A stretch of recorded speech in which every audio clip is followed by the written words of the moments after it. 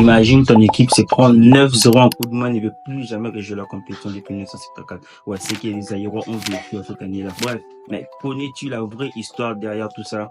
Reste branché, ne scrolle pas, je vais tout t'expliquer. Alors, en 1974, les Aïrs viennent remporter la CAN. Première équipe subsaharienne à se qualifier en Coupe du Monde. Ils ne pouvaient pas rêver meilleur départ. Tout était bien jusqu'à ce qu'un seul homme s'incruste dans l'histoire. Et imaginez, c'est qui Mobutu, c'est qu'on pouvait le voir, ça va. Bref, Mobutu. Il va s'incruster, il va financer sur le plan sportif. C'était autant une mission politique que sportive. Premier match face à l'Écosse, les Aérois perdent 2-0. On se dit, bon, il manque de l'expérience face aux Européens, etc. Mais tout bascule juste après le match, quand les joueurs vont découvrir que les primes n'ont jamais été versées, une partie du staff ont détourné de l'argent, etc.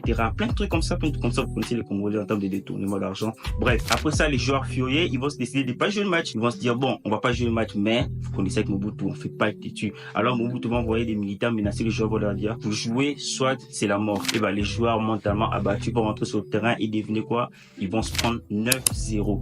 9-0 face à la Yougoslavie. Bilan de la Coupe du Monde des Aïrs 1974, c'est 14 buts encaissés pour 0 buts marqués.